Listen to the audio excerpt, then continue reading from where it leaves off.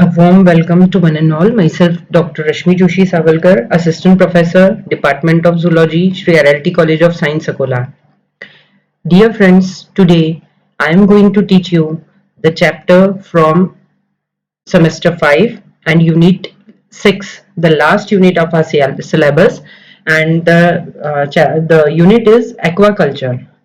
I think we have completed about 3 to 4 lectures on this unit, and this is the fifth lecture on freshwater fish culture, in which we will see the different types of fish ponds.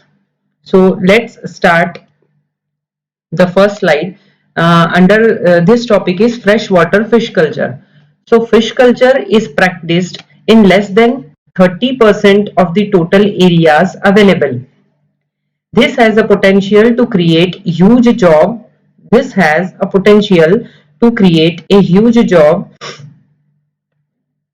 opportunities provided fish cultivation is done on a scientific basis. So fish cultivation should be done on the scientific basis, and this creates also, it has potential and it creates a huge job opportunities to the working population. India is the large producer of inland fish, ranking next only to Japan. In inland fish production, India is the second largest country in the world. With an abundance of freshwater resources, India has still not been able to tap even 30% of the potential area for inland fish production. Many entrepreneurs have, however, chosen to take this occupation on commercial scale. This is the best manifested in Andhra Pradesh, which with 10 lakh 56 tons, 1000 tons of inland fish production in 2007 and 8, ranked next only to West Bengal. That means West Bengal is the toppest state in production of inland fish production, and the second rank in 2007 and 8 was Andhra Pradesh, which is far more endowed with water resources. Andhra Pradesh has emerged among the ranks, encouraging farmers to form cooperatives to take up farming in ponds around Koleru Lake. So in Koleru Lake, the experiment was done, and the fish pond culture started here. That is, fish farming started here. Both the central and state governments have come up with schemes to help the cause of the farmers. So fish culture in ponds. So what is fish culture in ponds? So let's see. Out of the total inland fish production of over 3.6 million metric tons, more than 60% is contributed by fish culture in ponds and reservoirs. So in ponds and reservoirs, the fish culture is done, and it is about 60% of total production. The average productivity from ponds on the national level is around 2500 kg per hectare per year. Though in Andhra Pradesh and Haryana, it is more than 5000 kg per hectare per year.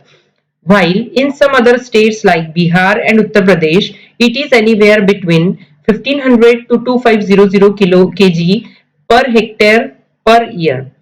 Fish culture is adopted by all kinds of farmers, small and marginal ones, relatively larger farmers, and those who do it on commercial scale. So, how the fish ponds can be prepared? So, sizes of ponds also depend on how affluent the farmers are. Ponds less than 100 square meters in area prove unsustainable, while those above 1 hectare are expensive for small farmers. So financial conditions should be good when the farmer wants to start the fish farming. So many farmers in Tamil Nadu, for instance, use ponds of size 30 feet by 30 feet to make their living. On the other hand, a water spread of anything less than 10 hectares in Andhra Pradesh is treated as a pond. So different fish species or breed are bred in pond farming. So which are the species cultured in this fish farming? So see here, fish species bred in ponds, 3.6 million metric tons annual produce of inland fish in India. In India, see, this is the first point, that in India about 3.6 million metric tons is annually produced, and it is the inland fish production. 60% come from fish culture in ponds and reservoirs. 60 species cultivated in different parts of India in ponds or reservoir. 80% contribution of carbs from fish culture. So this was all the statistical data about the fish species bred in ponds.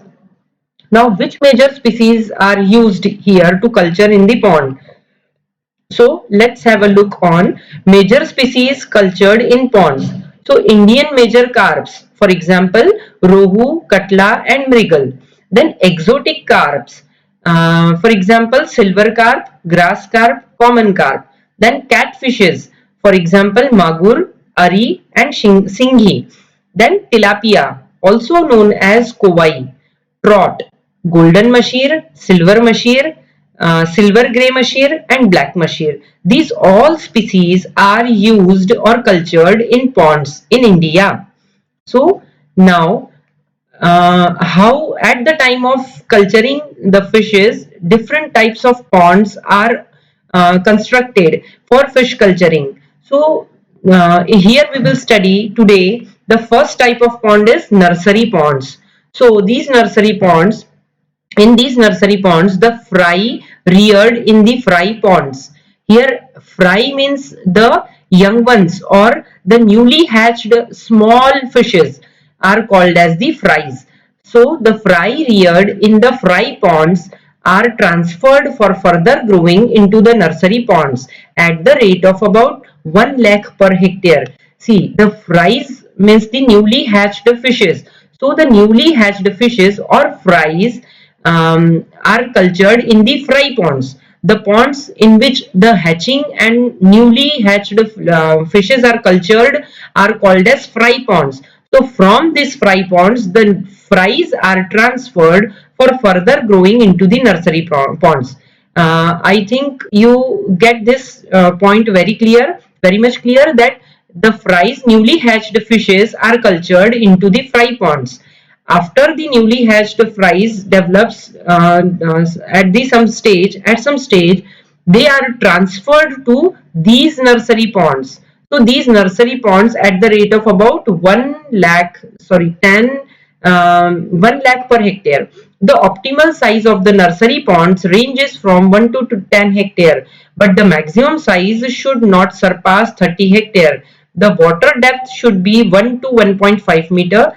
The nursery ponds should be arranged in the vicinity of the fry ponds, preferably in a manner to permit direct transfer of the fries to the nursery ponds. That means, see here, the fry ponds and the nursery ponds should be cultured or reared in the same vicinity, arranged in the vicinity. Near the fry ponds, the nursery ponds should be created or constructed, and which direct transfer should be done in the nursery ponds together with the water from the fry rearing ponds. The water should be also used from the fry ponds to the nursery ponds. So in this way, both the types of ponds, that is the fry ponds and the nursery ponds, are constructed in the same vicinity, and the production of fry pond fishes is done and transferred to the nursery pond. The water supply to the nursery pond should be both chemically and biologically clean. No water pollution should be there when the fish farming is going on. In general, no flow through the ponds is necessary, but provision must be made to compensate for any water losses. So, no drainage or no inlet or outlet is necessary in these ponds, but the water level should be maintained, and to compensate it, the provision should be there. Then complete and rapid pond drainage is an essential required. But at the time of rearing or cleaning of the water ponds, fry ponds or nursery ponds, complete and rapid pond drainage is an essential requirement. For this reason, the bottom of the pond should slope towards the outlet and should be so graded as part of the construction work on the ponds. The body weight of around 100 gram is attained in these ponds during 160 to 220 days. Fishing should preferably be made possible from external cropping pits. Now, the second type of ponds is fry rearing ponds and basins. Fry rearing ponds and basins. The small fries are reared from the age of 4 to 5 days and 3 to 4 weeks. See, I have previously told you that the fries means the newly hatched young ones or fishes are called as fries. So, the fries of the age of 4 to 5 days are cultured or reared in these fry rearing ponds and basins. So at the age of 4 to 5 days, the fries are kept here and they are grown up till the 3 to 4 weeks of size or age. 3 to 4 weeks of age in the fry rearing ponds and basins. From 4 to 5 days, age of 4 to 5 days to the age of 3 to 4 weeks. The fries are reared in these fry rearing ponds and basins. These should be arranged in places sheltered from wind, on impervious soil and close to the hatching house and road. The preferable size of the fry rearing ponds ranges from 100 to 1000 meter square. Within this range, the actual size of the fry rearing pond depends on the number of fry which can be introduced within 1 to 2 days. The pond size should therefore be adjusted to the capacity of the hatching house. The water supplied to the fry rearing ponds should be rich in oxygen and must contain no chemical or biological pollution. See, at the in the previous slide also, that means in the nursery ponds, we have seen this point and this is repeated here that the water supply to the fry rearing ponds should be rich in oxygen and must contain no chemical or biological pollution. So the purely fresh water and not contaminated water is used here, pollution free water is used, which has the maximum percentage of oxygen in it. Water contains much suspended sediment must be allowed to settle first. The suspended water should be settled or sedimented first, and then the fries are put into the fry rearing ponds. The supply system should be dimensioned to permit the water in the pond to be exchanged twice daily. The supply system should be dimensioned to permit the water in the pond to be exchanged twice daily. In per day, the water is exchanged here, compulsorily exchanged here twice daily, means in 2 times a day. Now, in densely polluted ponds, a distribution network of perforated pipes should be provided at the bottom for the uniform distribution of inflow water. See, in densely polluted ponds, in densely populated ponds, that means number of fishes or fries are very much here. So the densely populated ponds, a distribution network of perforated pipes should be provided at the bottom. At the bottom, the perforated pipes should be provided in these basins or fish fry ponds for the uniform distribution of inflow water. The fry rearing ponds are lined with stones or concrete. Circular basins are made with diameters from 4 to 6 meters and about 1 meter depth.